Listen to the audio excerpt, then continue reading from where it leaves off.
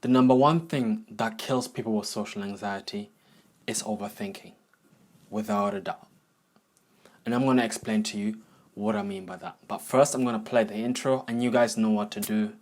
Hit the like button while the intro is playing. So, some of you guys already know I'm writing a book, right? As I was finishing a chapter about overthinking, I thought to myself, this is so bad. Because from my experience and from people I've been working with, overthinking is the number one thing that prevents anyone from actually overcoming social anxiety. And in my book, I've broken down overthinking in 3 parts. Number 1, caring what other people think about you. You know, a lot of times when we're in social interactions, we think about other people, what other people may think about us, how we're looking at that very moment, whether we look stupid. And the terrible thing about it is these kind of thoughts appear to kind of like trigger themselves, so we can't really control them. And mainly the reason why this is, we set in the bar of the first impression that we're trying to make way too high, right? So let me explain. In my book, I give the example of a college student. Let's say you are a college student who's cool, who's admired by everybody else, who's wearing their really nice, clean, white clothes, white tracksuits, white Jordans, really clean cut, popular kid, right? He has got a perfect impression. But now imagine he's going through the hall with kids admiring him, and then he trips and falls into the dirt, right? That trip, that mistake, that guy, that cool kid that just tripped and everybody else saw, he won't recover from it because he has set his expectations so high of being the cool, popular kid that mistakes become scary at that point. Failure, if you fail in front of everybody else at that point because you have set the standard so high, then you won't recover from it. Whereas if you just reduce the standard and acknowledge that you're not perfect, the person that you're talking to is not perfect, and they don't expect you to have a first perfect impression, then making mistakes becomes a lot easier because technically you're already a little bit dirty, so falling into the dirt won't be that much of a drop. Thinking about it, accepting yourself for not being perfect makes you forgive yourself for making mistakes, for slipping up in social scenarios, and people won't have as high expectations of you. If you're trying to be perfect all the time, you will overthink what to say, how you look, whether you look the right way, whether you're doing the right thing, right? And that will paralyze you and you will never progress. In fact, you will regress because there's no stagnating, right? In social skills, you either progress or regress.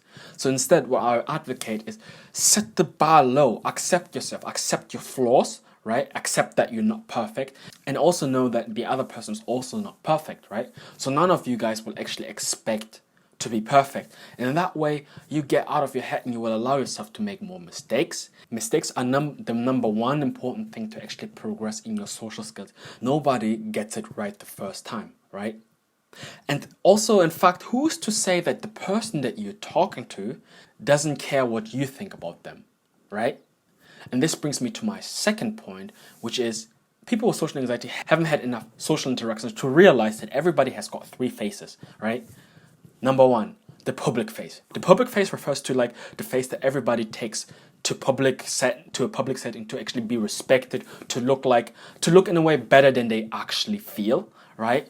Like that, persona, right? To be admired, to look cool, that cool kid in college with the tracksuit, the guy, with the cool jaws and stuff. That's the public face, right?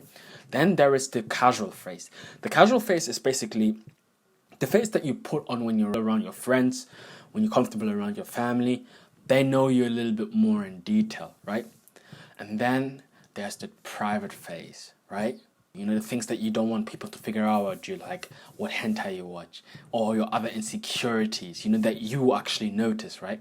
So where the disconnect happens is that we think that everybody else that we meet presents their private face. So we basically compare our private faces, our flaws, our insecurities, the things that we don't like about ourselves, to somebody's perfect self, right? To somebody's public face, the perfect persona, right? And the reason why we do this is because we don't really have the experience to realize that everybody else Everybody else without social anxiety has more practice than we have wearing their public face, right? The solution I would advocate in this scenario is practice wearing your public face, right? And then also when you're in a social scenario, look at the people and realize there is a private face behind every public face, right? Because if you go into a social setting with your private face and everybody else is wearing their public face, then you in a way a little puppy around big grown-up bulldogs, right? And you kind of like act intimidated, and you feel like anything you say will you're walking on eggshells and shit, right? And the people who are wearing the public faces will pick up on that, and they will treat you accordingly. They will talk over you. They will not acknowledge what you're saying.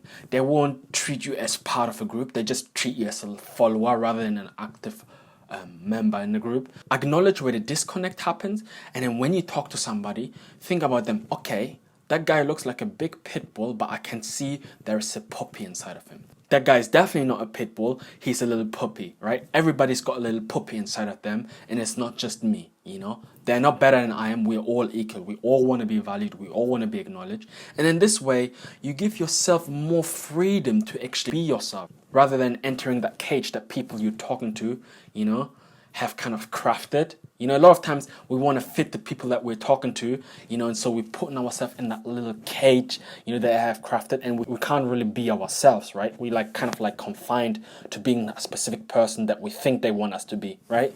And that shit you gotta cut out, straight up. And this is the number one way I actually use to actually get out of my head. I was like, okay, nobody's perfect, I'm not perfect, and I know that they have flaws also, come on.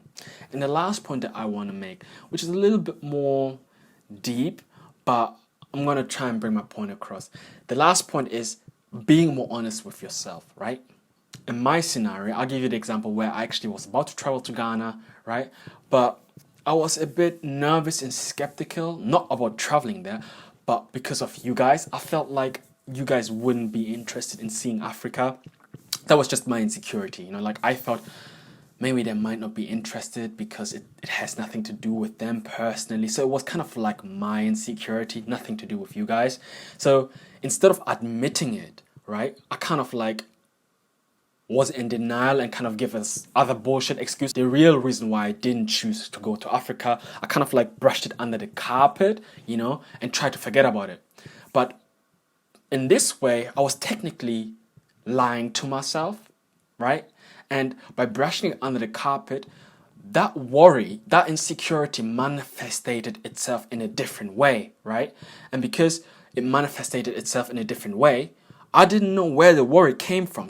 And this resulted in me overthinking my decision, overthinking, oh my God, I'm so worried, but I don't know why really, because I have suppressed the real reason, and it manifested itself in social anxiety. So I backed out in the end, right? But hey, talking about it alone makes me feel a lot better. I don't feel guilty at all anymore. So yeah, man, and I know what I was thinking was irrational, right? Here's the thing. When you actually overthink, right, it's irrational. And if you actually don't act on your overthinking, in the end, you will rationalize it. Where this applies to you, I'll give you an example, right? Let's say you took my course. Most people who take my course, they just binge watch all my videos and they don't take action, right? And let's say they decide, okay, today I'm going to take action. I'm going to do this. I'm going to start my reflective journal and we're going to progress because it's 2020, right? And then in the end, they overthink, they're too scared, they overthink, and then they don't take action, right? But the reason why they didn't take action might be because they were scared, right? So they brush it under the table or under the carpet and say, no, I didn't overthink. I didn't act because I wasn't scared. I acted because I was too busy. Because you have kind of buried it underneath, the next time the idea of taking action comes into your mind, you will start overthinking it, right? Because you haven't really dealt with the real issue in the first place. Rather than admitting that you are scared, you brush it under the table or under the carpet and give a different bullshit reason for it, as in oh, I was busy or this came up or whatsoever, right? It manifests itself in a different form and you will start overthinking even more, which will put you in a worse position than you were initially, right? So always try and be honest with yourself.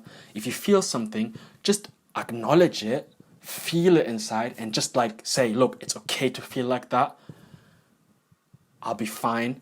How can I solve it? Rather than suppressing it and actually trying to brush it under the carpet. Because in that way, you're not serving anybody and yourself. And that's what I've noticed about most people that do not really overcome social anxiety, because it's the overthinking that gets over them. Either they care way too much what people think about them. They fail to see that other people have also flaws and also care about what you may think about them. And lastly, they don't really deal with the core issue underneath, the underlying issue, and they're not honest with themselves. And the way you can solve all of these three is by setting yourself lower standards, lower standards. Acknowledge that you're not perfect. Accept yourself for who you are, and people will accept you for who you are. Second of all, know that other people have a little puppy inside of them. Nobody's perfect, right?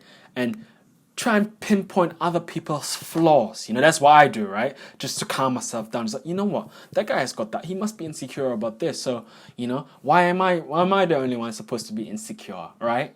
And then the last one is be honest with yourself straight up. Don't lie to yourself, because that's the worst detriment you can actually do to your social skill progress. I hope this helps. If you actually want to know more about how to take action, I've left a video here. Up here, you should click it now, and I will see you next week.